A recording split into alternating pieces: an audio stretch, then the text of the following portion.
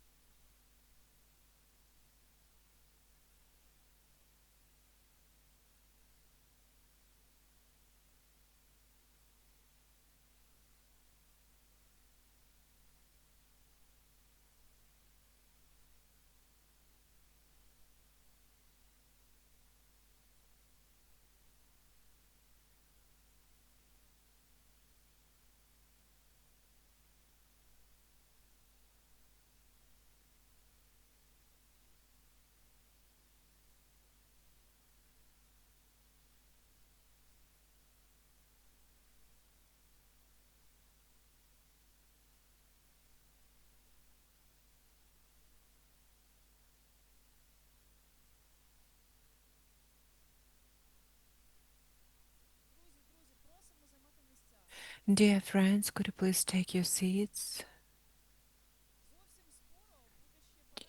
Shortly, we are going to have a coffee break. You'll have a chance to interact and socialize.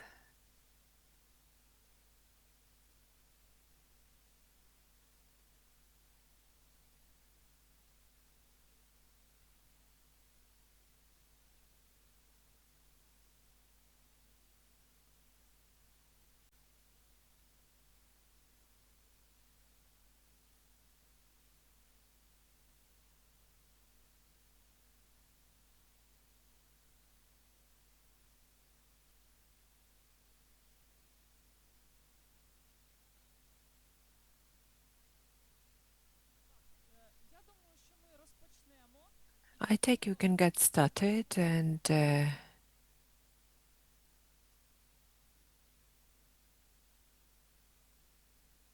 others can join in.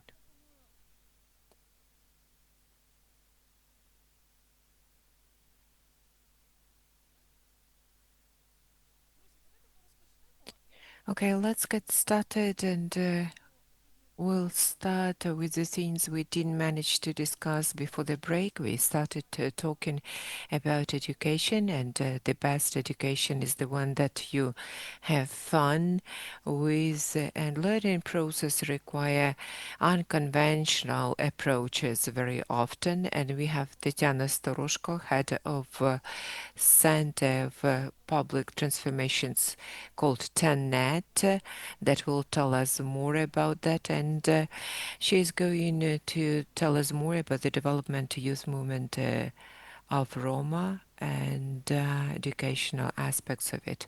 Dear colleagues, can you hear me?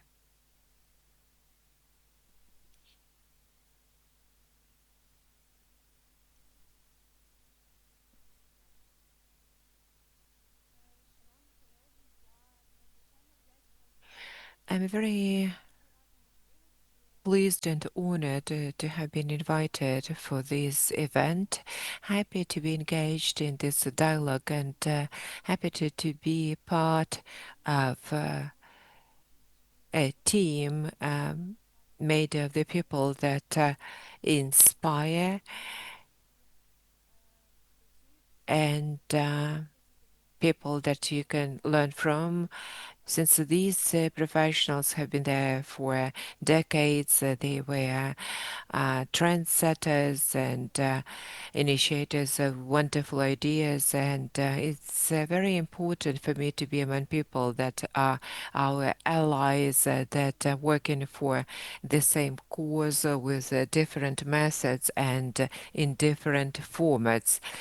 Today, I would like to focus on Roma movement and the importance of the initiatives that include informal education. I represent a youth Roma organization, Center of Public Transformations, called TANET, and one of the main activities of our organization is strengthening uh, youth Roma movement and support of young leaders in their professional life. For the time I have been engaged in public activity, I realized that Roma movement, similarly to any other civil society movement, does not appear from nowhere. It should be developed, and it's important to have three things. The first is to have your voice, second, memory, and people that are ready to undertake responsibility. And that's exactly what we would like to do with our team in the course of the recent years. And today I would like to share examples of several initiatives, working initiatives that cover three aspects that I mentioned before. Speaking about the voice, several years ago, our team initiated a small media platform where we wanted to share uh, personal stories of Roma and Roma communities. The reason for that is we understood that unless we ourselves are going to share our stories, then there will be somebody else who will do that for us, and maybe it's not going to be the way we would like it to be. So this initiative was supported by the Council of Europe, and it started with informal education. We had young people that wanted to have a try and share their personal experience and their personal stories through media channels. For many young people, that was really first experience when they tried to record their first videos, edited them, and got understanding how you should present your story so that it is appealing to the audience. It developed into our media platform called TNet that keeps developing, and today that's really diverse and various materials, unique in a way when it comes to their content, and that's text, analytical materials, and podcasts. But most importantly, these materials are developed, generated by young people that started doing this with learning process. With the support of the Council of Europe project, we analyzed hate speech in media space in Ukraine.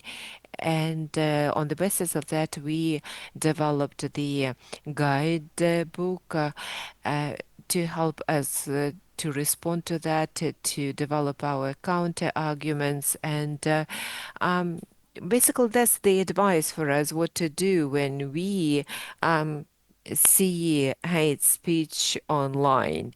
Another activity I would like to talk about is memory. If media helps us to change the perception of our community by others, memory is something that helps us to understand us. And Roma movement basically started with the uh, fight and struggle to maintain memory of the events that happened to Roma community. And I would like to quote one art project where we worked with memory, and you see the process when we were preparing a large exhibition that is called Traces of Memory. And on the palms of our participants, artists reflected history of our community, history of the scenes Roma people lived through during the World War II and genocide, and the stories of our friends, of our colleagues, of Romani youth that is affected by this war. It was important for us not to compare these two experiences of two wars, but look at them from historic and humane perspective, and through art to better understand how disasters and wars affect a specific person and vulnerable communities at large. So this exhibition received 10 pieces like this. It was exhibited in Geneva, Brussels, in Berlin. It was on display for a month there.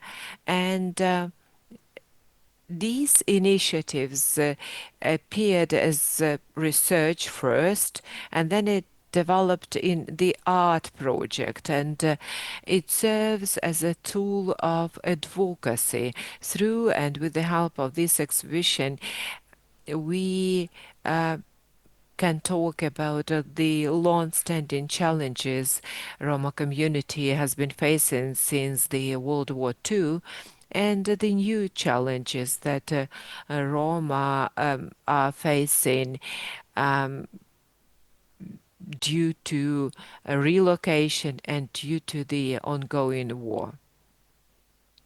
I don't want to take a lot of time, but still. Let me move over to the third example. That's third area of our activity. That's about leadership. That's something that I started with.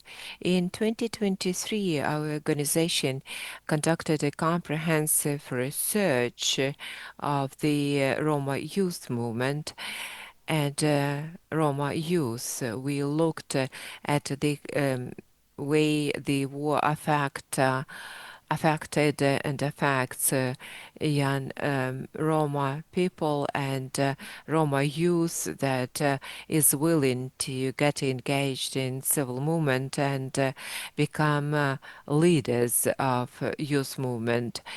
In this slide, you see numbers, result of our research that we conducted through polling.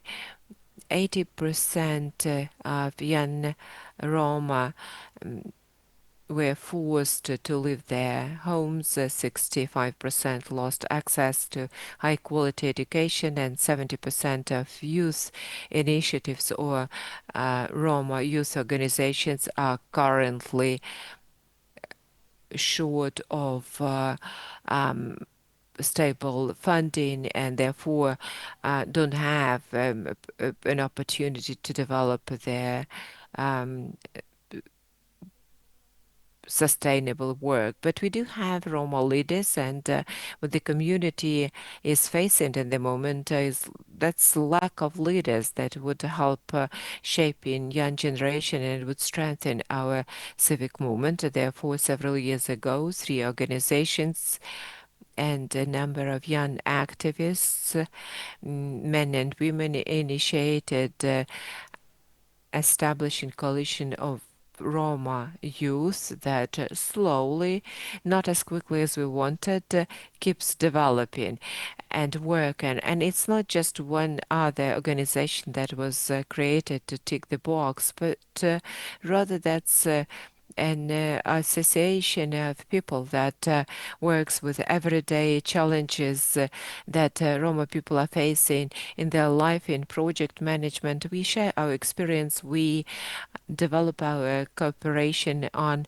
non-competitive basis. We are searching for the approaches and opportunities where everybody could show its own expert uh, expertise, experience, and it's not the fight for resources that are always lacking. Just one example, though there are many of them, whether on the national level or international one, that just to show the importance of this coalition, of this union.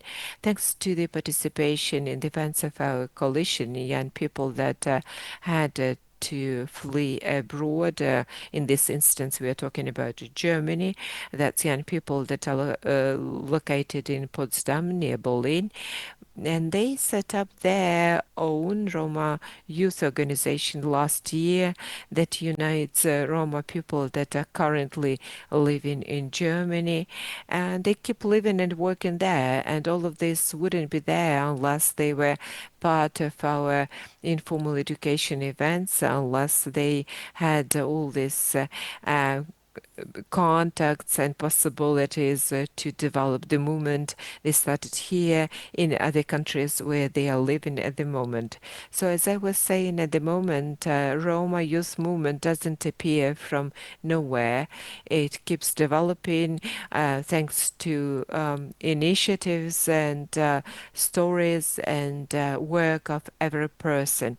And the examples that I quoted today are work and initiatives that are success stories that show the impact that we are having. But we are aspiring for scaling out to provide um, sustainability of these initiatives so that we could cover not hundreds but thousands of young people through our initiatives that could become part of our movement, share their competence and experience, and disseminate it further in their home communities, thus being able to resolve the issues their communities are facing. Thank you. Thanks a lot for sharing your experience. So the first part of our day was dedicated to the fundamentals, to the basics, to develop the future. But we understand that it is no less important to talk about the conditions that provide for human rights and equal opportunities: water, access to water, healthcare, housing, safe environment, labor conditions. That's what's going to be the focus of our second panel discussion, that is called Infrastructure, Housing Condition Development of Roma Communities. And let me give the floor to the advisor of Uzhgorod City Council in charge of Roma issues, the councillor of Uzhgorod community.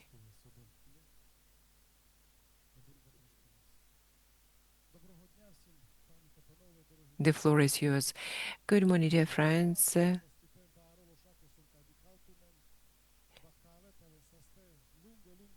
Speaks in Romani language. Thank God we have Roma present here, Roma that stay in Ukraine and work for the benefit of Roma community in Ukraine, in the interest of Ukraine. We have Roma and non-Roma people that work for the benefit of all of us.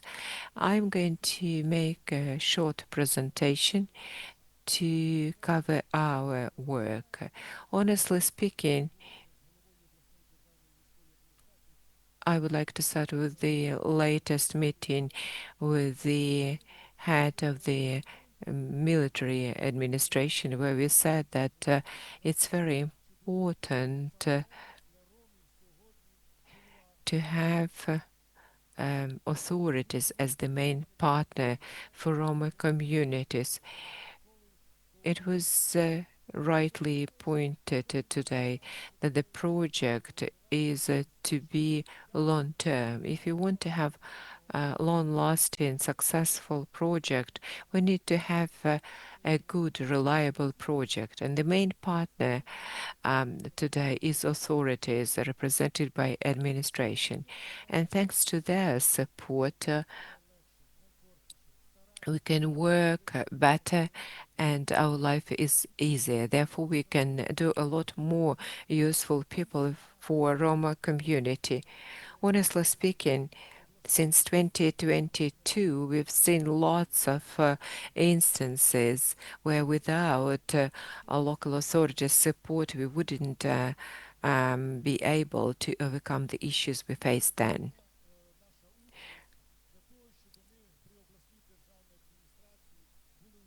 In Oblast state administration, we should be part of initiatives and meetings. Therefore, we have interagency working group set up in our region that is working everywhere, whether that's the building of regional administration or open air space in our city. Um, and we are covering education, Department of Culture, police. They are all engaged in the vital service, social service,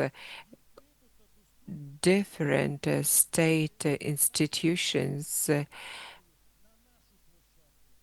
can come and make use of our uh, public space that is called Interagency Working Group, and these meetings are organized regularly during the year. We have members of this group present here. We have representatives of IDPs that are part of that group as well, and our administration remains open and accessible for everybody. The next slide.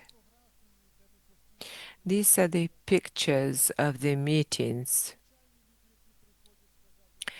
And these meetings are attended by young people, non-members of interagency group, um, city residents. Everybody is welcome to come to share their issues and tell about the life of Roma community representatives. We try to remain open. We uh, keep stressing this. I have been serving my second term in this group, and I keep talking about our openness. As you see, there are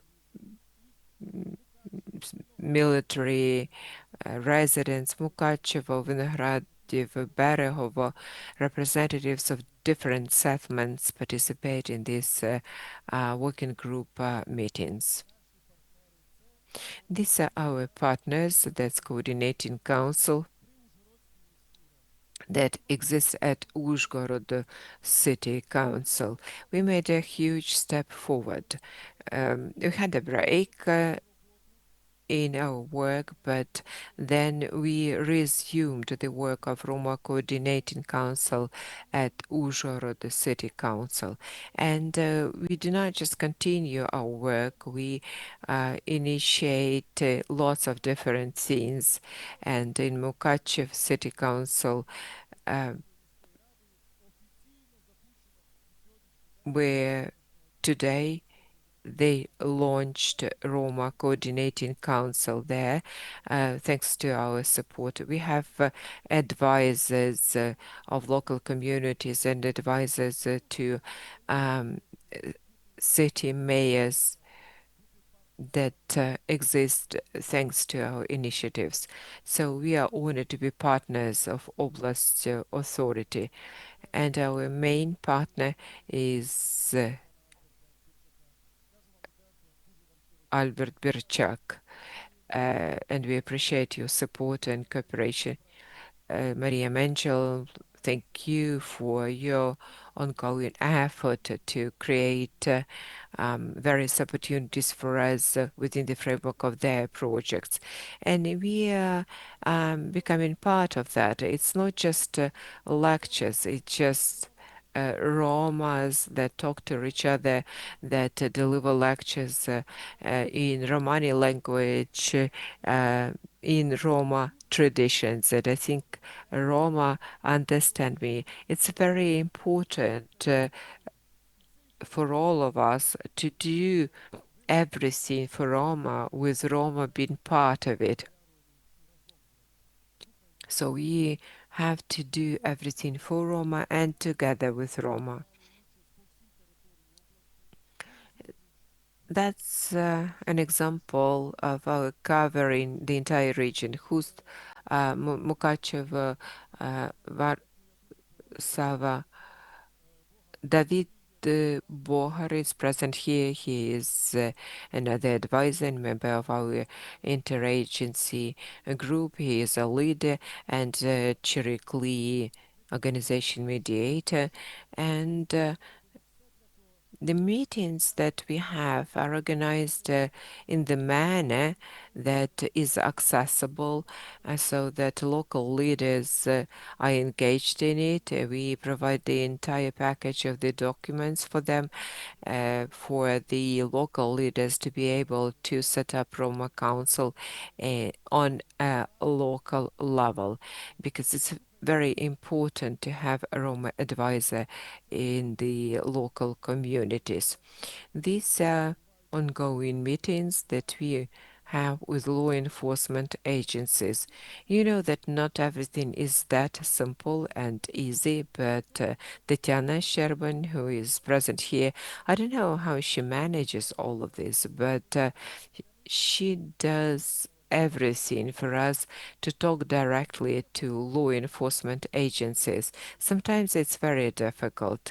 The latest event that was a high profile instance, that's Veliki Luchki Mukachev district, and we know when we face open discrimination and intimidation of people, that's something that we should eliminate.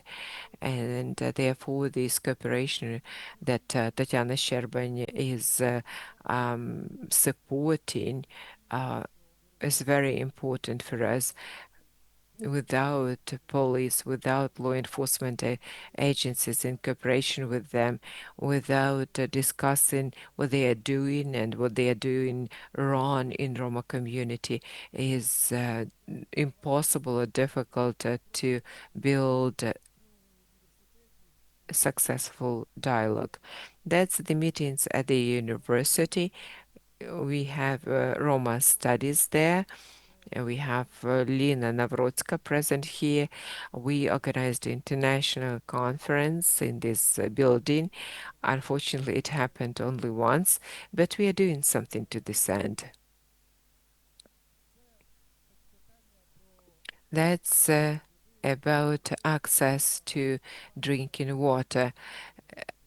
Eleonora and other leaders of organizations and communities there were saying that the drinking water for Roma community is about health of people that should be preserved. Therefore, in the follow-up discussions, we would keep our focus on drinking water.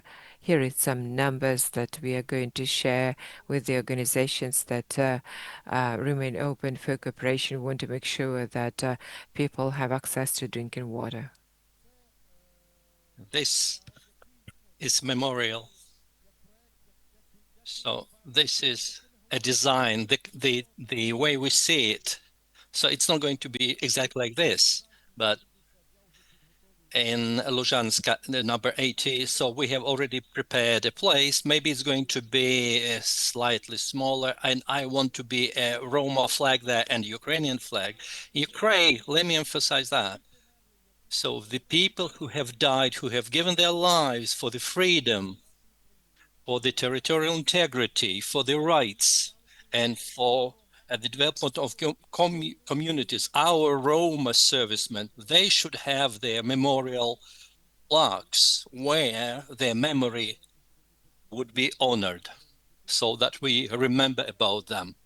So, and I'm very thankful about this initiative to the state service on ethnopolicy. So maybe we are going to be the first place in Ukraine where this small memorial is going to be organized here for those people who have given their lives. Now, so this is my business card. So I see that my presentation is a bit shorter. Now, concluding, I would like to say that during all these years, we have managed to have four streets, the main street and also the street near the church, and we have managed to have them covered with asphalt. If we talk about waste and waste disposal last year, so we won a small tender, and in Telman Street, where we bought 8 big waste containers, unfortunately, some people burned those containers. How they burned those containers? Because so they had some ashes still burning, and they put them in the containers, and the containers were set on fire. But anyway, so we are going to move forward because there is a problem with waste disposal. As you said, it exists in many Roma settlements, but the main priority, as it was stressed here, so the integration of Roma people into society, access to education, to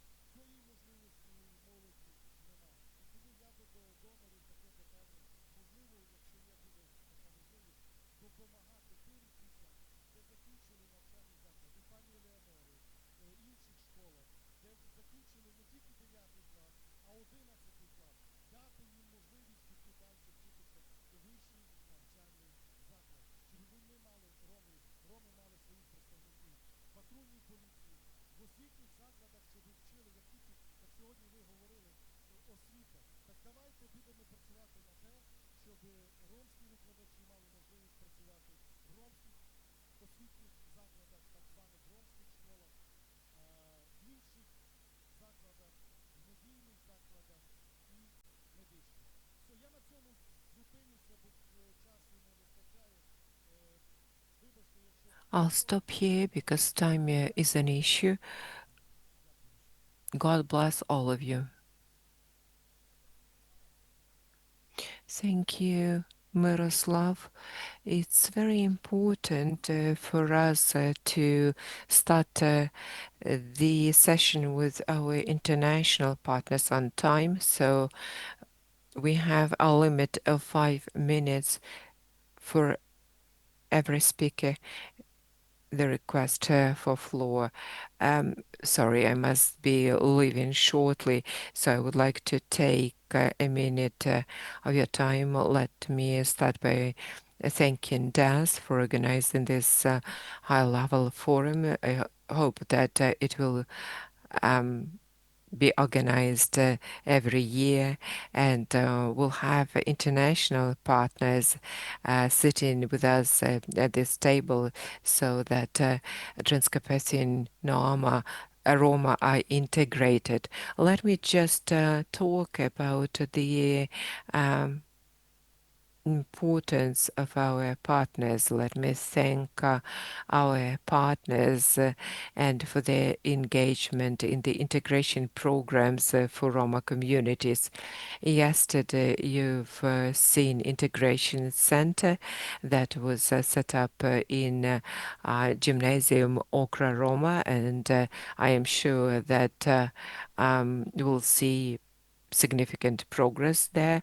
Another integration center was opened in Mukachevo thanks to the support of the High Commissioner for Refugees.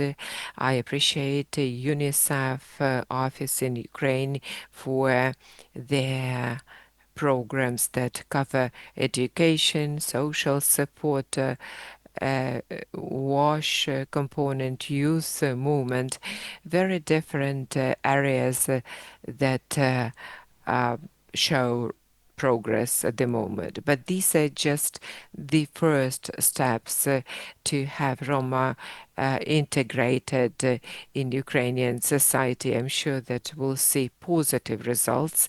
And I strongly request our partners to stand with us because jointly with Roma communities and the representatives that we have here, we'll be able to progress and develop Roma communities in Transcarpathia. Higher education is very important, as Miroslav said. So congratulations on your PhD. I have a friend, a colleague from Mukachevo that is a graduate of Budapest Conservatoire. He's working in Strasbourg at the moment, and he was seen in the presence of a British king. We have other positive examples, and that's an example for us to follow. Thank you. Eugenia, very briefly. Infrastructure and housing conditions. Speaking about that, I would say that our visit to Berehovo and Uzhhorod Talman site shows that there are lots of unauthorized construction by Roma at the moment. So people living there don't have domicile registration, and kids don't have registration either. Therefore, they cannot attend school. So the solution for that could be records of places of residence of Roma. Then architects and land officers in Mukachevo, Uzhhorod, and Berehovo should have the maps that require sewage and water supply, and it should be there before the construction starts, because otherwise we'll see more examples of unauthorized construction and problems with water supply and sewage water. And then we should provide assistance with construction materials to Roma. We have a video about bricks production. Let's just watch this, and then the question that you raised could probably be answered by Alexandra.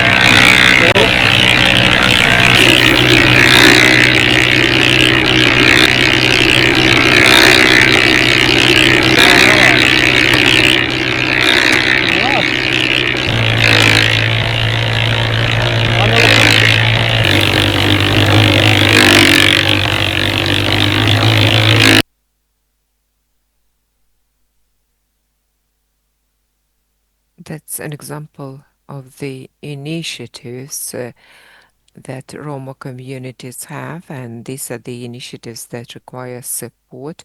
Let me give the floor to the Deputy Director of the Department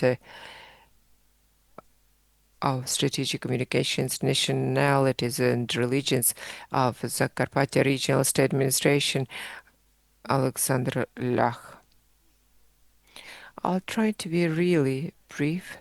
I am replacing Roman Moldavchuk that is mentioned in your agenda. I would like to request you again. I know that you have lots of ideas, but Many people developed their presentations and we're preparing to speak today. So let's give them a chance to speak.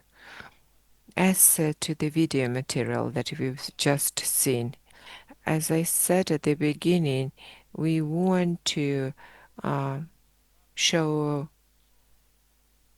the examples of people and projects that do something and are successful. So this person is making these bricks and sells them at a really low price, and that's a huge support for Roma people to build high quality construction. We wanted to support this project, and thanks to the state program that issues micro loans, this person could apply for that and keep developing this production. This is socially important project because well, it helps Roma community. On the other hand, with this micro loan, um, we'll see more jobs created, and people will be able to use high quality materials for the construction. And that's the type of initiatives that we would like to hear about. Specific things that Madam Belova shared, Rada is doing, and the example that we've seen now. We are very well aware of the issues, but we need to find solutions, and this can be done through tangible, specific things. Thanks a lot for this opportunity to address you. And again, let me request you again, you have ideas, but some people have been preparing for the presentation of their ideas. So give them a chance to speak. Yesterday, we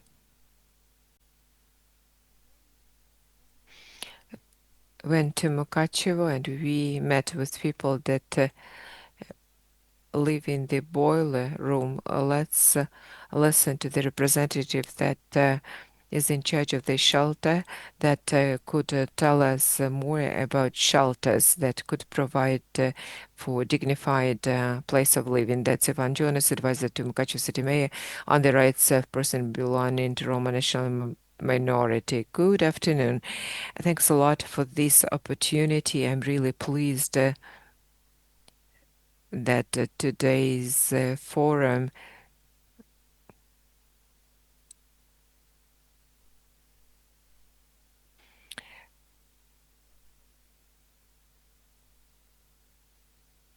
gives an opportunity for Roma organizations to share their experience.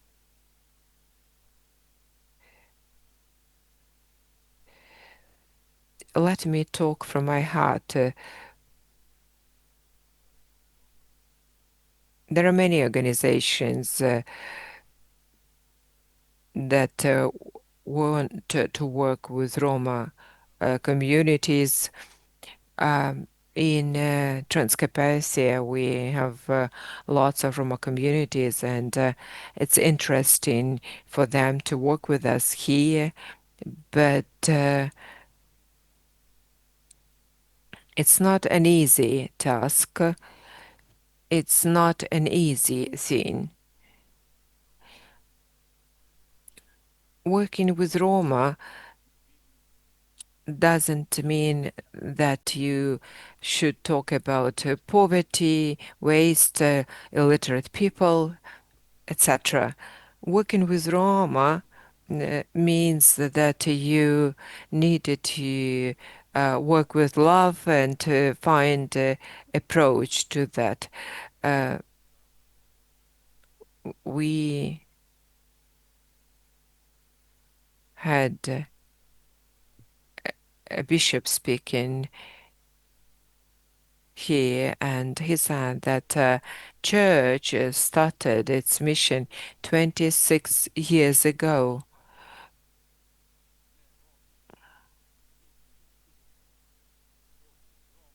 very often we see that non-Roma cover work with Roma.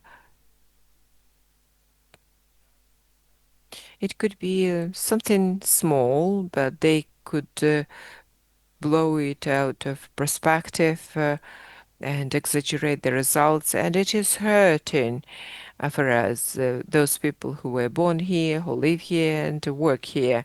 Briefly about myself, I am working with people for 30 years. At the age of 19, back in 1996, we got registered as a religious community. You need to love your neighbor. That's the uh, idea that we are covered by, and we help people in dire conditions.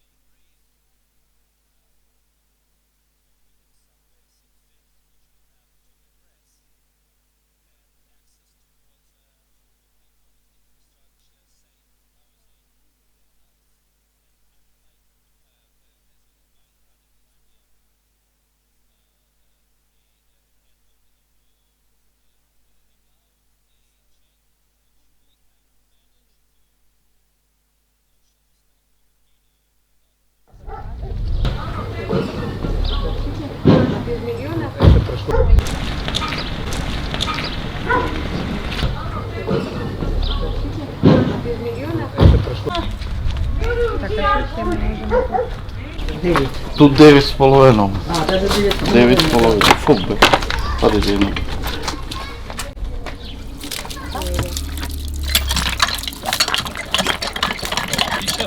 Це перше, десь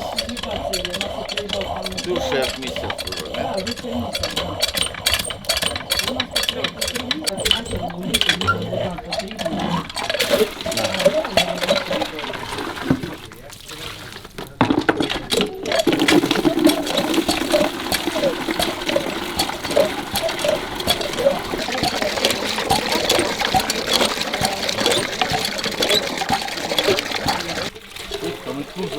Amit húzok, gyere, azt ott mozdulám. Isten ebben.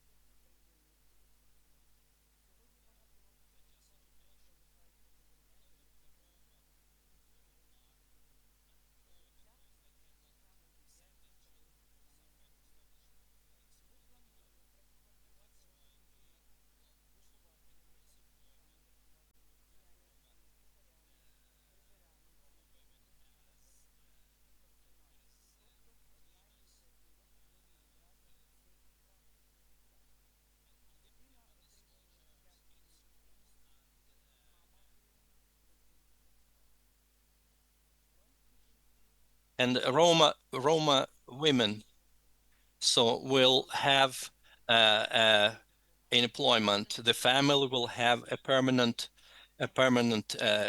employment. So and then sustainable changes will take place.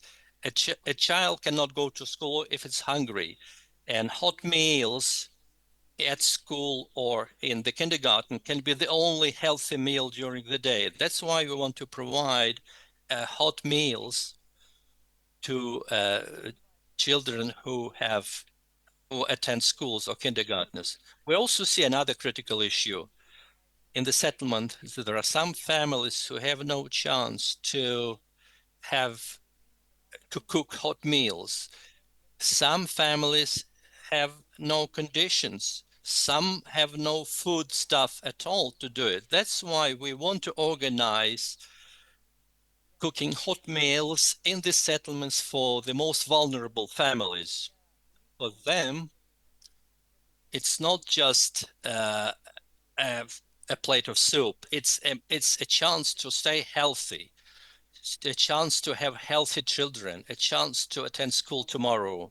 The next step, documents. So we regularly meet people who have no passports, who have birth certificate or other necessary documents. Without documents, a person is actually non-existent for the government, for the state. It cannot take any social assistance. It cannot send a child to school. It cannot use its rights. That's why we continue to provide documents to people, and we continue to go this way for people from renewing documents to the complete integration into society. Water and sanitation, in addition to 20 water pumps. So the needs remain quite important. So we want most families to have access to clean water. Also sanitation and the waste disposal is not about cleanliness, about child health, about prevention of disease, and also about human dignity. And that's how our logic of change looks. We are not just building a kindergarten, we are providing opportunities to have a level starting ground for children. And we want our children to grow up to show their potential. It's not just water pumps. So we provide basic human need without which health, hygiene, and development are impossible. We not just help people to get documents. We open the way for official employment, social protection, and full-blooded participation in the country's life. And that's why we want to give support not to separate steps, but to a comprehensive model of the development for the Roman community where children go to school, the woman is employed, the family has access to clean water, children have hot meals, people have documents and implement their rights, and the community gradually leaves the wicked circle, wicked cycle of poverty. This is a model, and we have proven that changes are possible. And now we need partners who are ready to make another step forward together with us. Now, let me use the words which are very special to me. We don't want that in 10 years' time, we want to sit at the same table and talk about the same problems. We want, even today, to create a future where a Roman child has the same chance for education and happiness and decent life like any other child. So we have proven that we can implement changes. Now we are looking for partners who would like to make these changes irreversible. Thank you very much for your attention. And now I would like to address of free legal assistance and provide consultation to Mr. Jonas about the reason why I came here. Let me emphasize. So there is war, and I am an internally displaced person. I'm from a Roman organization. And this is not just my job. This is the meaning of my life.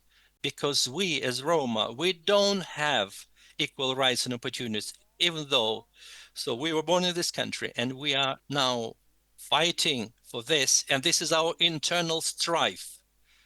It doesn't make any difference whether it's a Roma from Hungary, from Crimea, or from anywhere else. So my dignity as a Roma woman, I am a I'm a Roma and I represent Roma, and I would like Mr. Jonas to,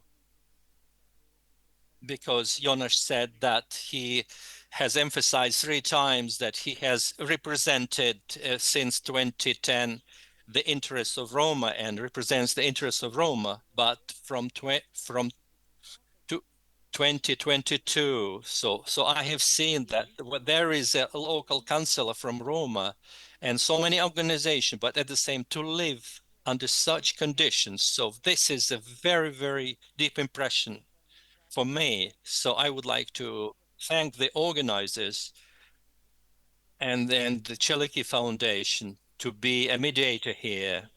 And in 30 years, they have demonstrated their real work for the sake of the Roma people, because it's just them who represent our interests at the national level, and they provide an opportunity for us to speak here, and people hear us, people see us, and I'm very grateful to them and for providing me a chance to represent my community here, to speak about my people with dignity and pride, and to protect my. And I would also to ask the Ombudsman's office, because I can see already threats coming my way. Because when we have some uneducated people in government, this is a big problem. So I would like to have a remark on this.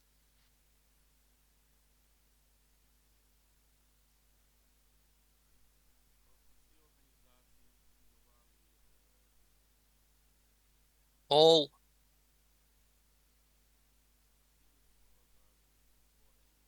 the people respect the indigenous Roma people living here who have working here for 10 years. So so we have already implemented so many projects, and yesterday you got together some women and you incited them and you told women to say some dirty things to the delegation.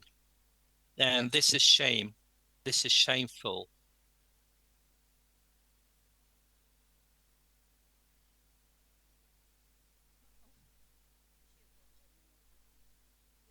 I'm going to submit another request.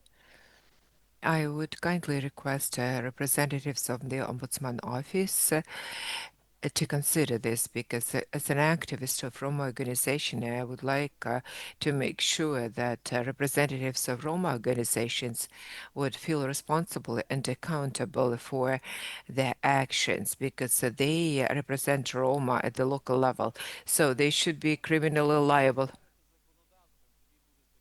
Rather, when you become a lawmaker, then you will come up with this initiative regarding criminal liability.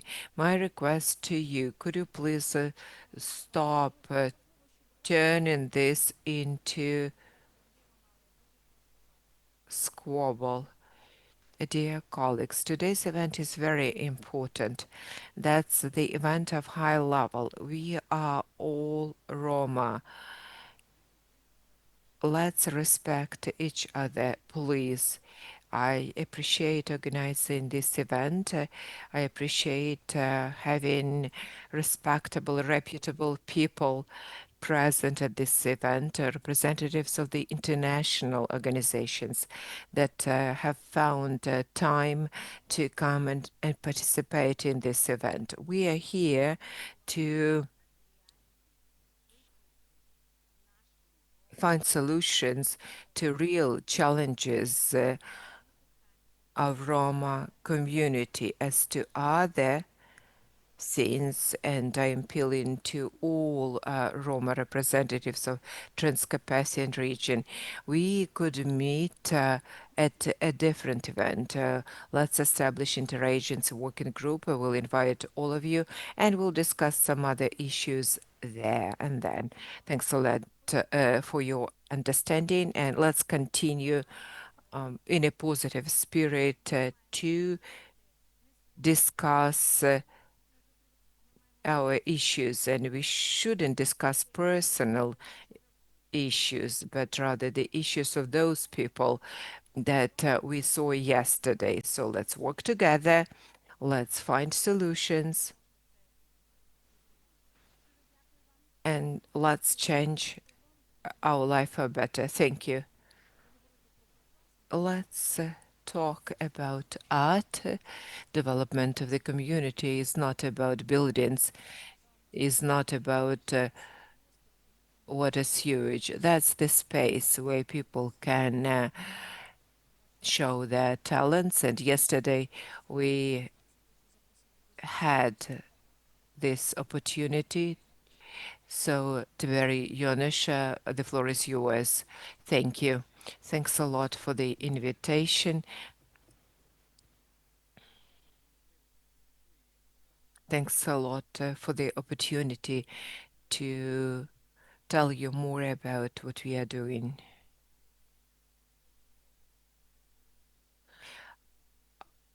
I'm not going to focus on our needs. I will focus on a positive side. I am grateful to God for creating art school in Mukachev community. That's Rome Art School that was established in 1973.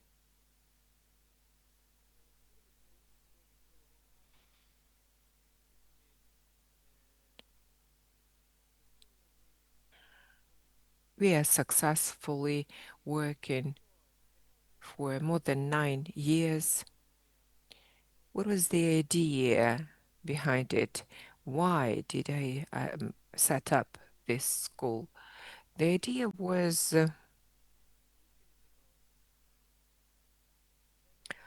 to create an opportunity for children to be part of learning process. We know that Roma kids cannot sit still for 2 minutes, and art require patience.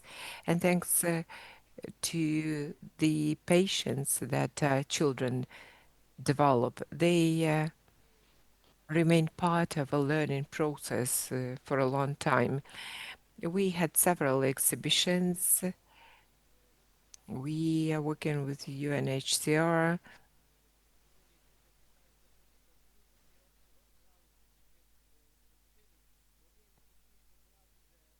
We had 3 murals with the kids, one of them, and I'm proud of that.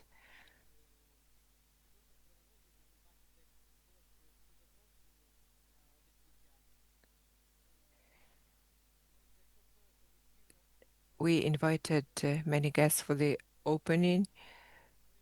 We created the prototype, and UNHCR supported us in creating this mural. Jointly, we can do a lot and attract attention to the most important issues. Very often, I am asked how I can motivate children to study. I have different projects at them and other initiatives, and children are motivated. They can exchange their experience. So we are searching for donors to make sure that we can implement our ideas.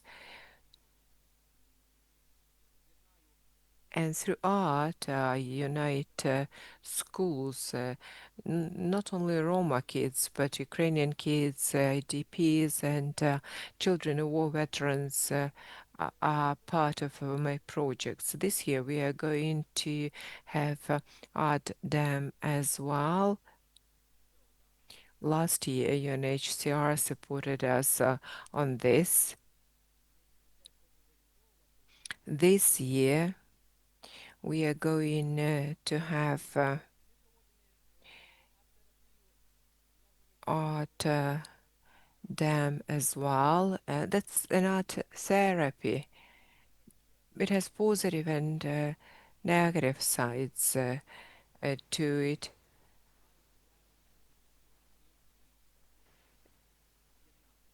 But the most important thing about that, it should be a working idea and it should be a uniting idea.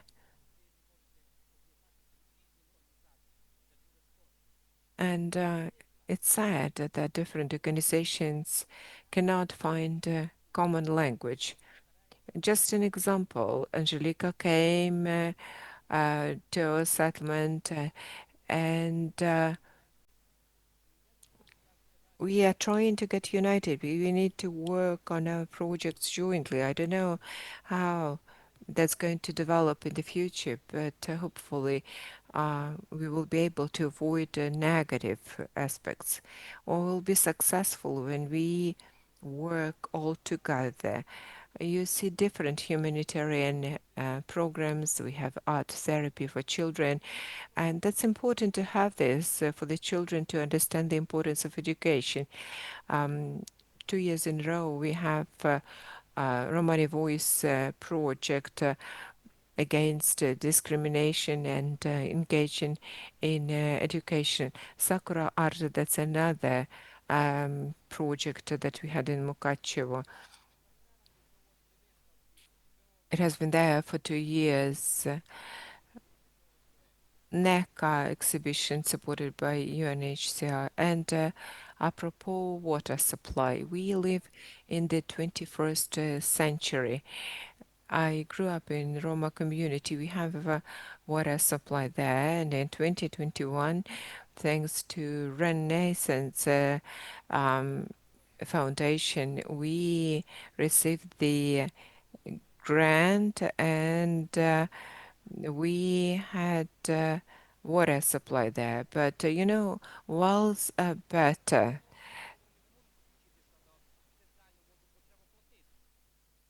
A lot of Roma people cannot have a water supply because we need to pay for the bills, and the Roma people don't do that. But water supply is there. We are grateful to Mukachevo Council where providing this to us. I believe that all Roma should work together. We cooperate with different organizations. I am trying to be on a par with all Roma organizations as well as donors.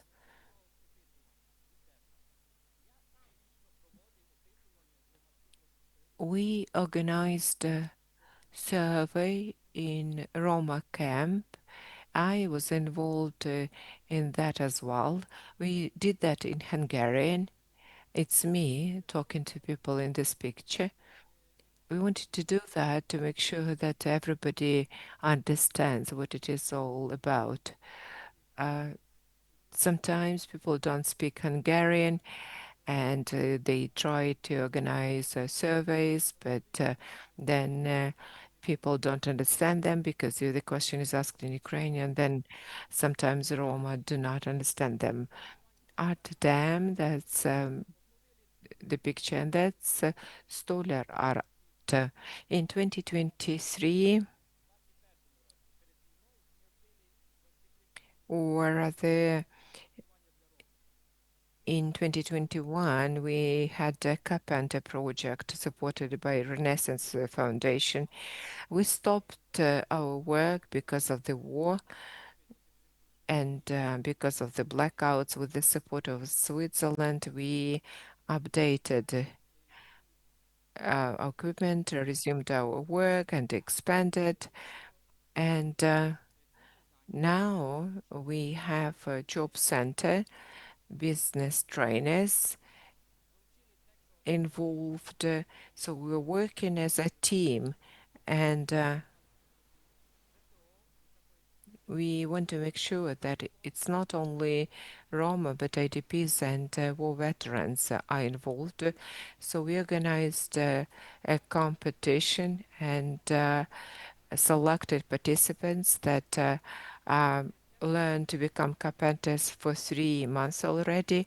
And thanks to this, they are able to find jobs. Thank you.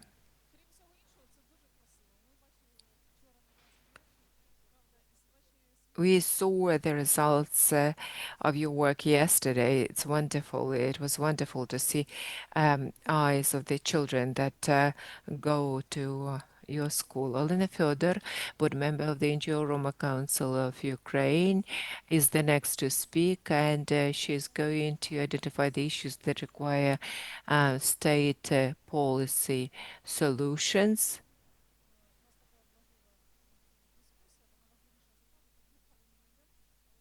We're not going to have coffee break, but in 5 minutes or so, we'll have international partners speaking. So could you please stay brief?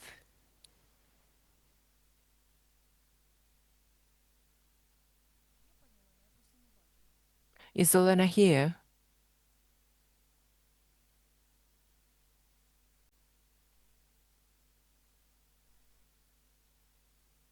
Telling Bachtala, glory to Ukraine, glory to heroes.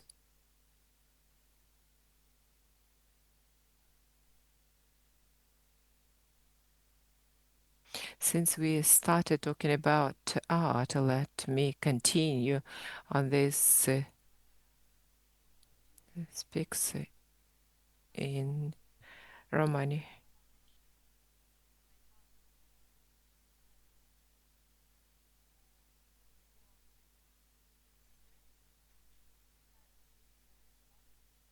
Do you know who is the author? That's translation into Romani, one of the dialects. That's Selina Kostenko, whereby all old scenes should be burnt out and the new scenes will come. And we are not going to be missing the old ones because our task is to turn our weakness into our strength. My subject matter is about problems, but I don't want to talk about the problems because that's something that cannot be resolved semantically speaking, and therefore, in our mind, it uh, involves creating barriers. On the contrary, we need to focus our efforts on solutions. Our many-year experience, and we are 46 organizations, that's Roma Council, that for decades has been amassing our personal experience. We were working chaotically in a way, and young people that are working today may not use the experience of the previous generations. And just because of that, we have been developing the program that is called Roma Breakthrough 2026 2032. Why it is breakthrough? Because we don't want to live in the past in the mindset of projects. We want to be part of the new life. New life, that's something that we'll see in Ukraine after the war. And that's the life in the EU. That's digitalization that should be there as well, because Ukraine is a digital state with strong internet and strong digital products. We cannot talk about the issues of yesterday. We should focus on tomorrow. So when developing the program, we have only some sections of it ready, but it's going to be unique because each of the areas and each of the sections is going to comply with the principle Magripe, Romanipe, and Romani quiz. That's ethnic code of Roma. Sorry, the sound is lost by the speak. What is elderly people, what is role of men, role of women, gypsy codes, as we call them. That's elements of democracy that regulate internal Roma code, and integration and socialization shouldn't destroy culture and traditions that have been a part of Roma life for centuries. That's language, Caldera is T and other dialects that should be there, because that's what makes it unique and rich. And in Transcarpathia, we know that diversity is enriching and contributes to the dialogue. The next issue is jobs and eliminating poverty. Uh, Social entrepreneurship, that's what it's called at the moment. That's something that we have been having for a while. Roma cooperative societies, all of this has been produced by Roma. That's what's produced by the communities, because they understand that their independence is in their hands, and the resources, that's something that is around them. So that's specific, tangible results. So these are specific results for you to see. As to waste, upscaling, zero waste, recycling, that's new technologies that we should use. That's different mindset, different environmental conditions. We are not resolving the issue through having waste bins, but we are changing mentality and environment. Our main goal is science. Second, the experience of 30 organizations and 30 years of work with reference to codes and rules of Roma, the groups that live in Ukraine, and support. For instance, we had a task to become the voice of the community, and we realized that we can do that through dialogue. And jointly with TESS, we have been implementing our tasks. We are going to have the website where you'll see our work.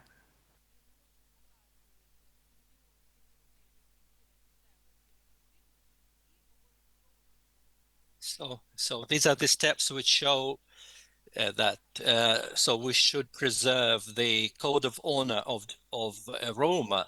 And when we talk about employment rights, it's not just about our practical experience. We have some separate projects, but as of today, so we have been also supported by the Renaissance Foundation, and now we are organizing recycling entrepreneurship, and now the donor provides substantial funds in order to have recycling facilities. Now, another issue, how do we have to influence public authorities?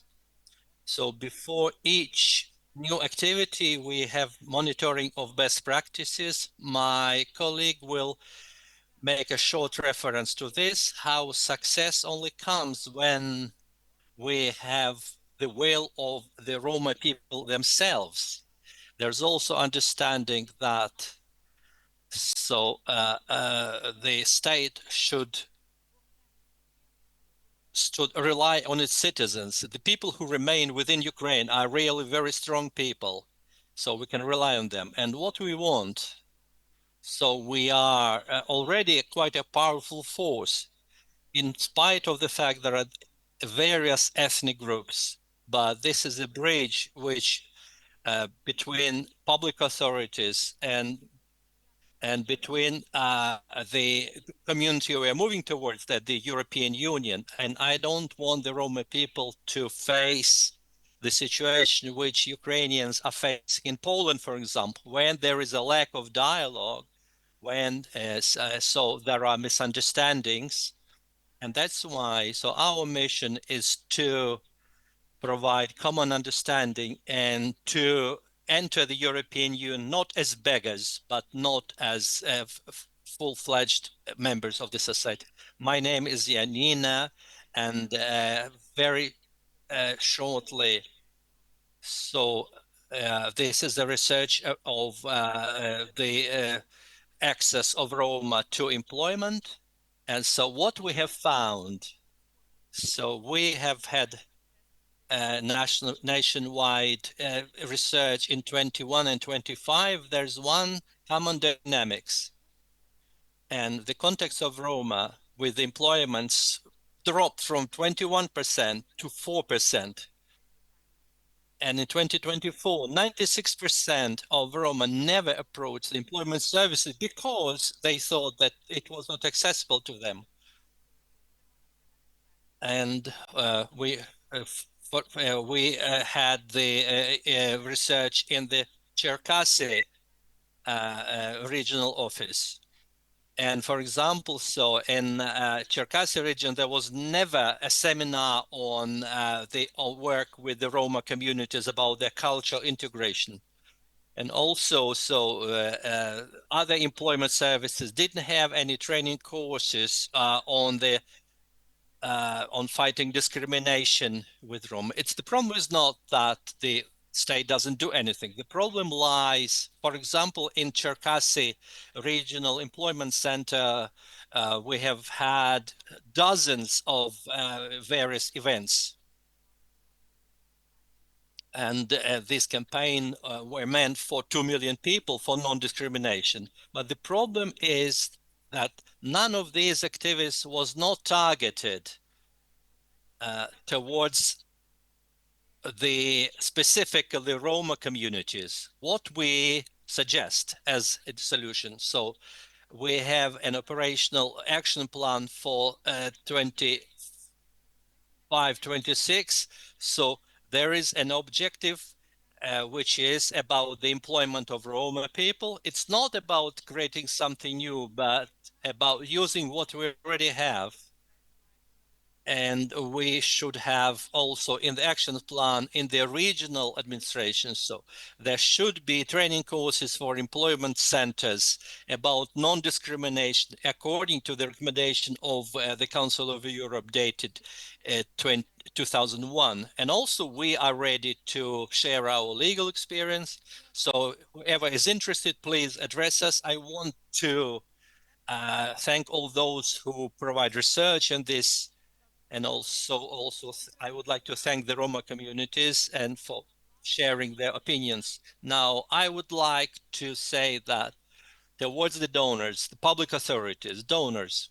So if we think so there are some problem inside, so the solutions should be also looked for inside.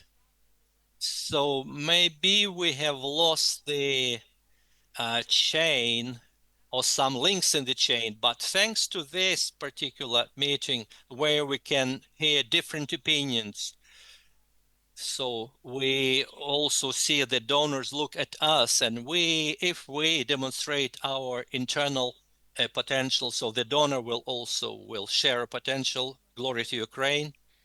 Olena, thank you for sharing this with us.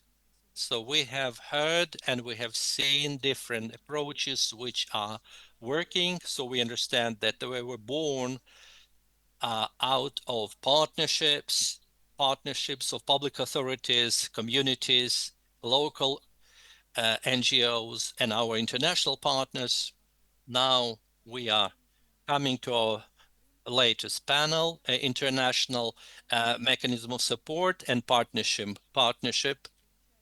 Now, so we have a representative of the international organization who has supported us for many, many years. So we would like to ask Mr. Fatih Rasul Kelinch from UN Women. So we think that you're already online. Hello. Hello, colleagues. Can you hear me? Excellent. Thank you so much. Thank you so much for introducing me. My name is Fatih Resul Kılınç. I'm attending this meeting on behalf of UN Women. I am head of the UN Women Dnipro office based in Dnipro.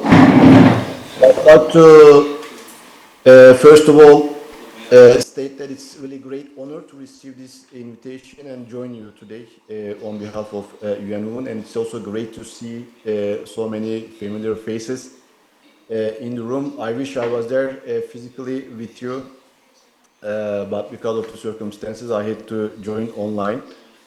I would like to also first thank to the organizers of this creating this important platform to move from identifying challenges, because in the last couple of years we were closely collaborating with the State Service of Ukraine for Ethnic Policy and Freedom of Conscience, DES, to identify the problems, challenges, needs of Roma communities. So it is great to see that now we have come to the phase to develop practical project solutions and partnerships. For UN Women, we consider Roma women and Roma civil society organizations as not merely beneficiaries of humanitarian assistance, recovery, and development programs, but we place them as leaders, experts, and first responders and essential partners.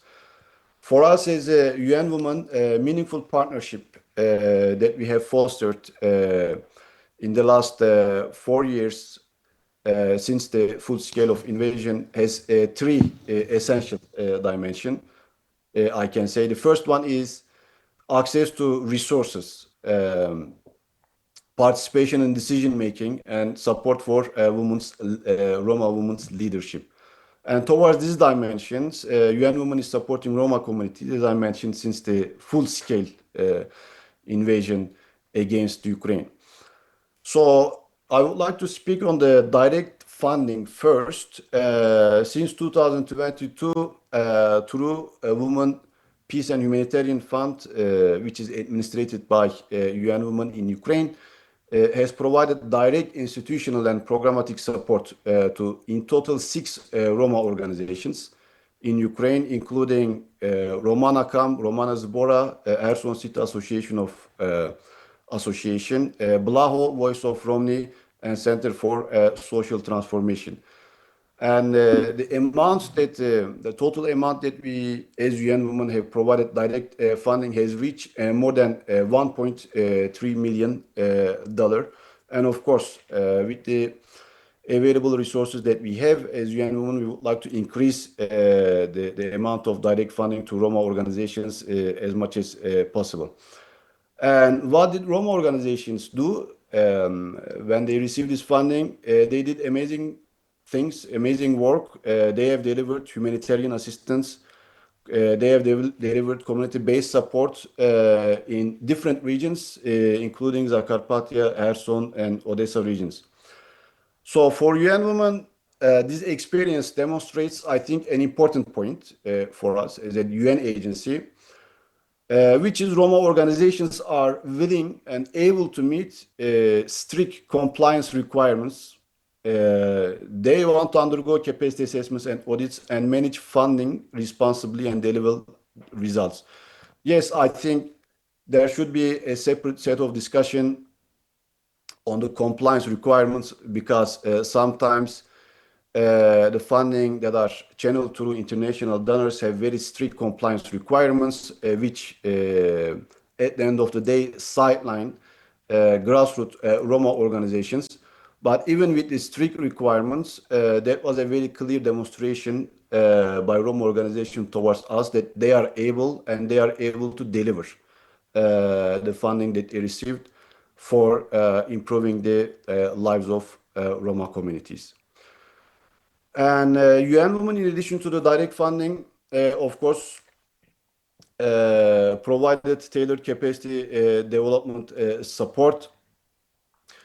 We have invited several Roma organizations to improve their capacity on result-based management, I think, which is an important capacity development need to increase the skills and the knowledge of Roma organizations to apply and mobilize more resourcing through international donors. And also, of course, as UN Women, because we are one of the co-chairs of Gender in Humanitarian Action Working Group, we were able to include Roma organization to the extent that it's possible, so that Roma organization can directly contribute to discussion on gender responsive humanitarian action and early recovery.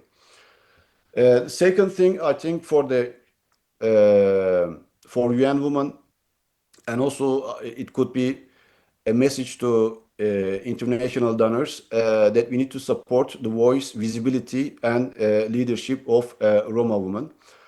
Towards this end, UN Women supported several Roma organizations, including Voice of Romney. I'm sure colleagues from Voice of Romney is also there physically with you. Youth Agency for Advocacy for Roma Culture to participate the first Ukraine Recovery Conference in Berlin. And also we supported Roma organization to participate in the Commission on the Status of Women. So these platforms, we think as UN Women, are important because these platforms are enabling Roma organizations, Roma women, Roma representatives to present their own perspectives on inclusion, recovery, gender equality before national and international audiences. The third thing that I would like to mention is UN agencies. We need to increase the dialogue and institutional partnership with Roma community and Roma organizations. So many of you, I think, are aware, and we are also very thankful to this because a couple of times we have collaborated with them to organize dialogue meetings, event with the UNCT representatives, UN agencies representative, and together with UN resident coordinator to strengthen the relationship between Roma organizations and different UN agencies. The last one that we have conducted was in partnership with Voice of Romney was in 2025 November. So we were able to come together with UN agencies. We review the progress, identify remaining barriers, and formulate recommendations for humanitarian action and recovery for Roma communities. But of course, another thing to highlight, these dialogue initiatives are excellent opportunity to bring international donors, international partners with Roma organizations. But these dialogues must really lead to changes in policies, budgets, and programs, and the way that we look at things as UN agencies. So it shouldn't remain as a set of recommendation on paper. So therefore, as UN Women, as part of this dialogue and institutional partnership perspective, again, we have collaborated with DES and Voice of Romney to support regional consultations in Odessa, Poltava, Sumy, and Zakarpattia for the regional action plan for the Roma strategy. And we are happy that this consultation translated into local commitments, into practical recommendations for the plan.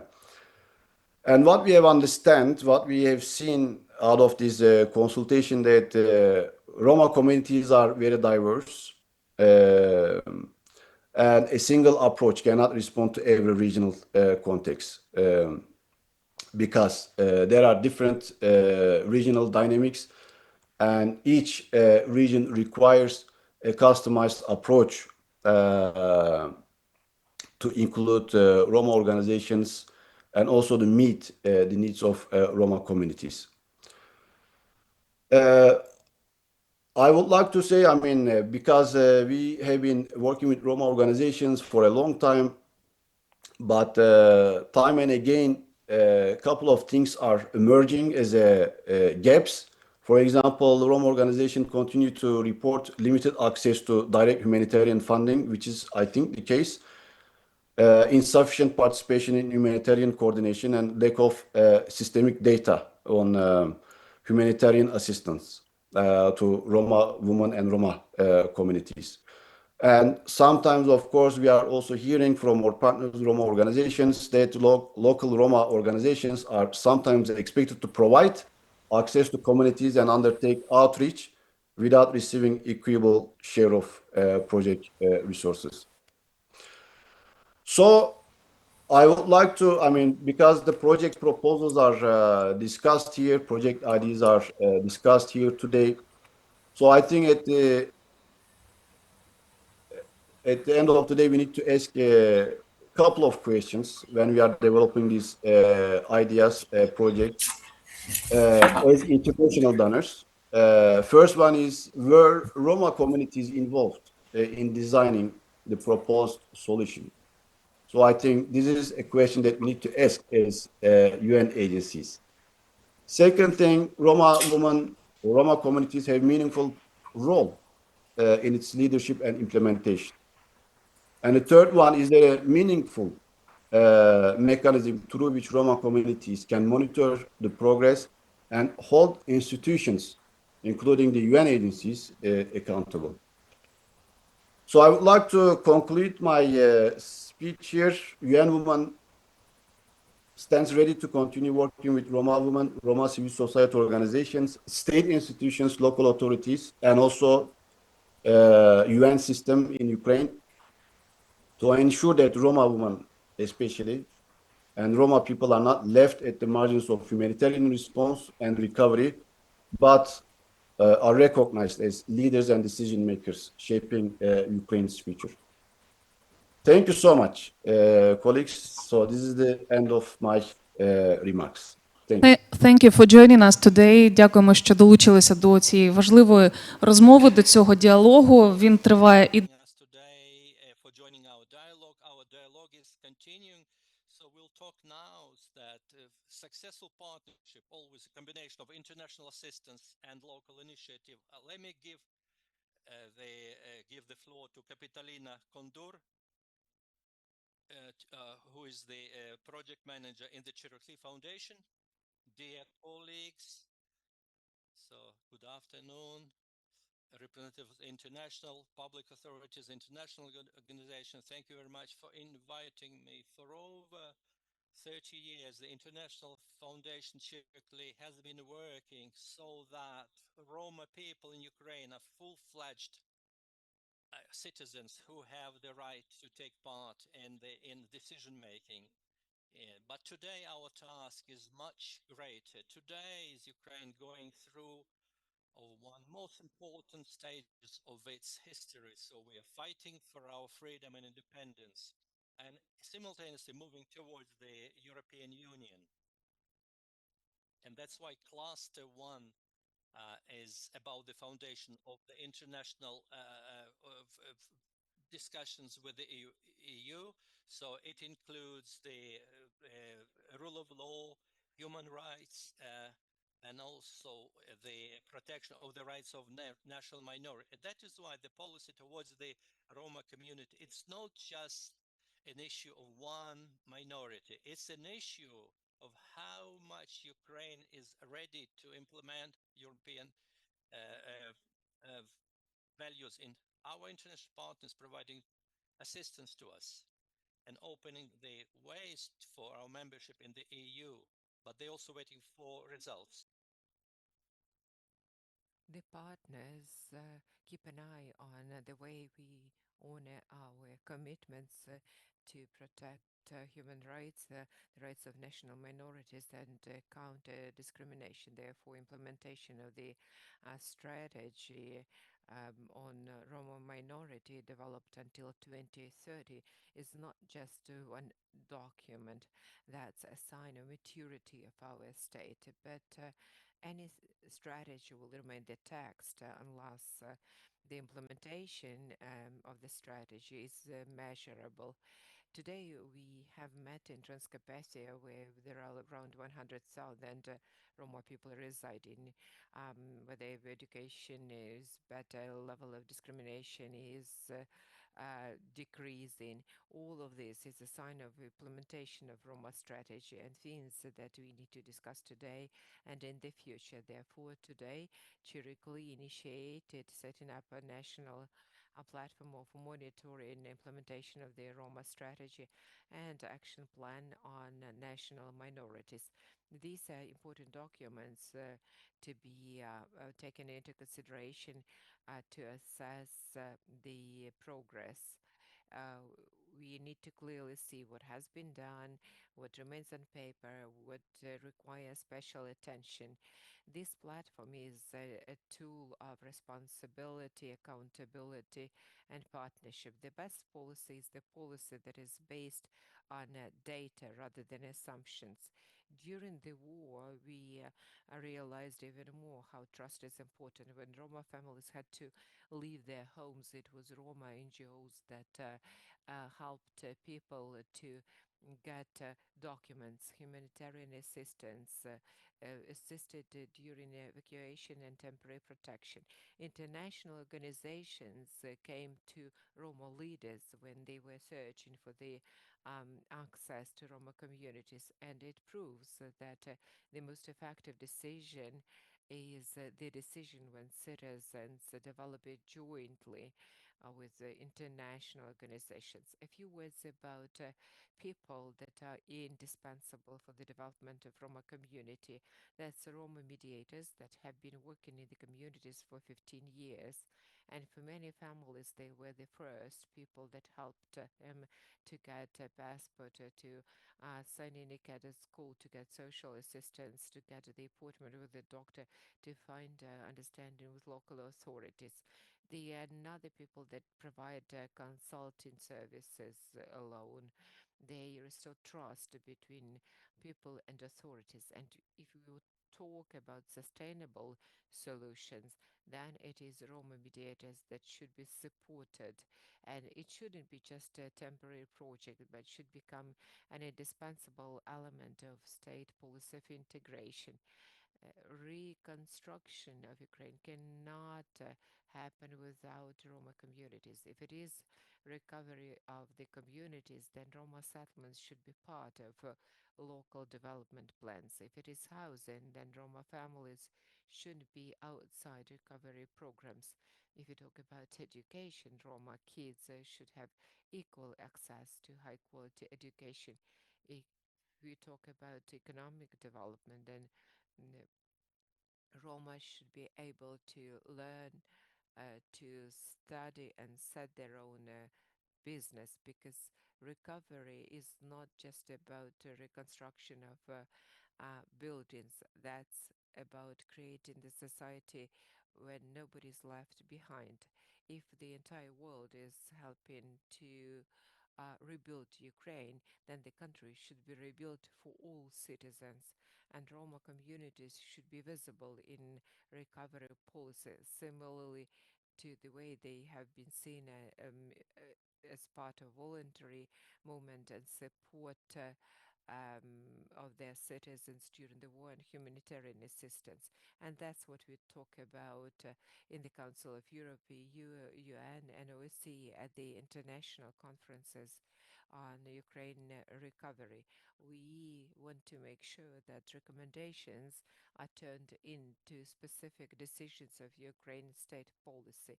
And today we see the result of this joint work, the government, civil society, international partners. The EU assesses not only the number of the adopted strategies, but the way they have been implemented.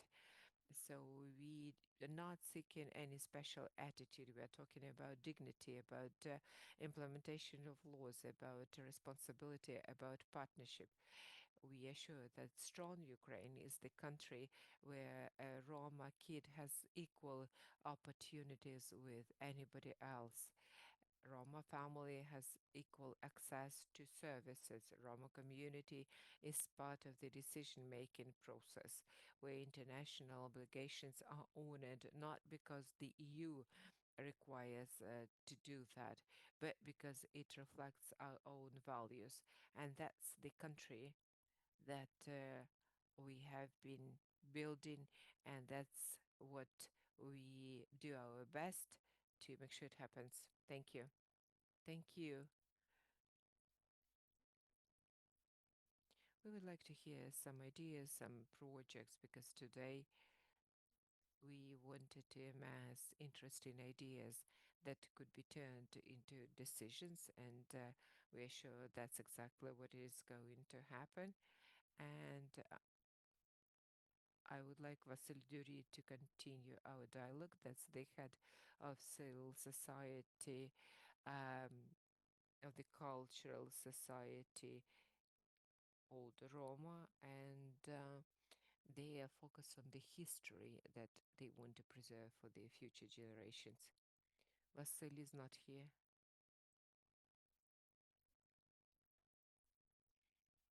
He stepped out, so let me know when he is back. Then the floor is given to David Bohar, head of the charity foundation, the foundation of drones of Vinogradov. Strong communities are born there where there are people that are ready to take responsibility for the changes.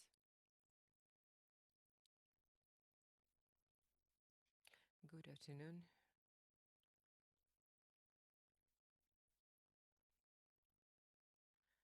Could you please put up the presentation?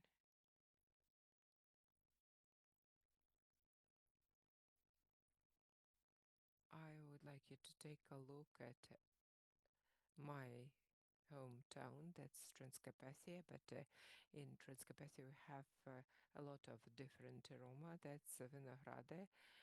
We have a traditional Roma residing there. They wear traditional clothes, and our NGO was set up in 2012. That's our office. Called Legal Roma Center. That's where we issue passports to Roma. We provide legal assistance to Roma here, and in the Vinohradovo region we have around 12,000 Roma, and that's a diverse group. There are people who always wear Roma traditional clothes. There are those who do not, but those Roma that are subject to the um, greatest degree of discrimination are the ones that wear traditional Roma clothes, and we keep receiving complaints regularly from Roma people that were subjected to discrimination. I would like to focus on the museum. That's my project. As you see in this picture, there are a lot of tourists and journalists come to us, and they take us as open air museum. When they see Roma wearing traditional clothes, they feel different atmosphere. We abide by our traditions, so not to complicate our life, because people take things differently. So we decided to set up a museum. Next slide. That's our traditional clothes. We have a business, so that's an entrepreneur woman that set up this company. That's going to be social entrepreneurship, and women can learn making dresses, not to lose the tradition, and that would mean new jobs. Basically, in the future, every woman could set up a similar um, dressmaking business, because we have around 10,000 Roma that wear these traditional clothes every day. And that means that every woman should probably learn how to make dresses, and thus the tradition has been preserved. Another business that we have is tinned products that we produce. That's more of a social business.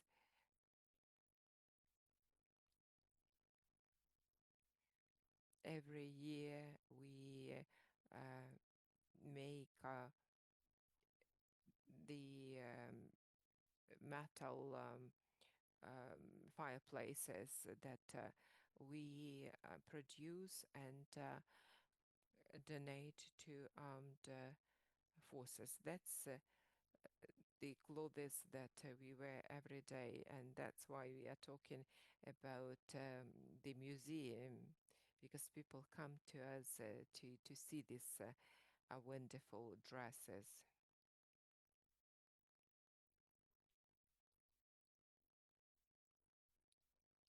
We would like to set up the Museum of Roma Culture not far from Vinohrada, because that's where the largest share of those Roma that wear traditional clothes live, and we want to have it as a mobile museum. We don't have a single Roma museum in Ukraine, and I think it would be good to have it because mm, we could travel different events and arrange exhibitions to tell more about culture and history of Roma, talk about the origin of Roma, and that's going to be the history of Transcarpathia. We'll tell about the different settlements, when they started living there, how long they have been living there, and we could show the traditional works that we are involved in, and all this craftsmanship that has always been there. We tended to work with metal, so we still have tin works, and we still have blacksmiths. That's kind of, profession that is inherited through generations. And we could have different courses to uh, teach sewing, working with metal to become blacksmiths, or produce tin works. All of this is typical of Vinohrad, where Roma that follow traditions live mainly. That's our building. What we need to purchase yet is some renovation and purchase some equipment, and then we'll be ready to open the museum. And we could also set up a training center to teach sewing and uh, teen works. We would appreciate if donors present here, or generally speaking, any donors or anybody is ready to support us in these projects. Thank you. Thank you for sharing. Very interesting. Let me give the floor to Vera Drangoy, her son. She's not here. Vasil Dury, are you with us?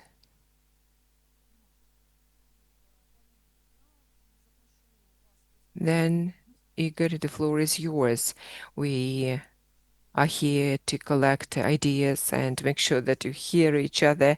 We are here to express our suggestions and make sure that we progress. So let me give the floor to Igor Losovsky, Deputy Head of DES. Thank you, Hannah.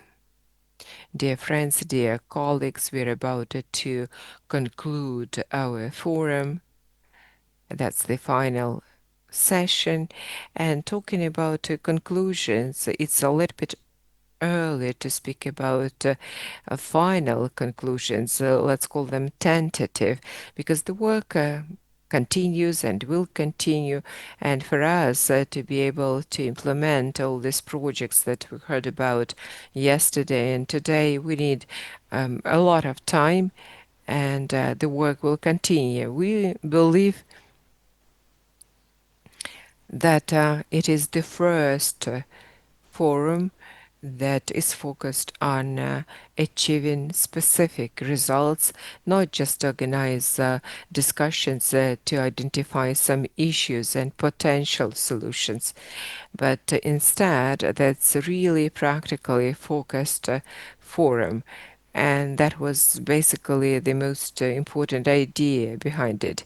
And I really appreciate that we have representatives of international organizations, international humanitarian organizations that joined us on this. I don't see anything negative when you say sponsor or donor organization. To my knowledge, all humanitarian organizations in their statutes have a provision that they provide for sponsorship, and some even call themselves donor organizations. Some time ago, I used to work for peacekeeping um, organization in the former Yugoslavia, and that's the way we called ourselves too. Thanks a lot for being with us. We would like to see more international organizations involved and participate in the forum like today's. Those organizations that work on Roma related issues.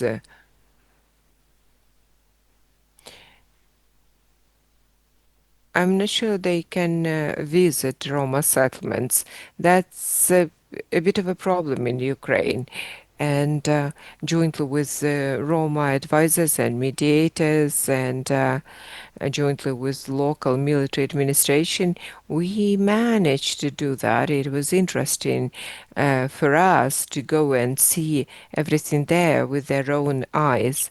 And for international organizations that have been present here through the event yesterday and today, I think it was useful for them to see how Roma live in Ukraine, what issues they have been facing, and what could be solutions to that. We had a lot about the work in the project, so they didn't start from the scratch. A lot of projects are being implemented. We've seen successful projects as well. We've seen the projects that are in the pipeline yet. And projects that are being implemented. The latest one, that's a museum that requires some repairing, but the project is there and is being implemented. The museum is there, and it's great because I don't know any other city or town in Ukraine where there could be a Roma museum. Maybe there is one somewhere, but it doesn't look the way we've seen.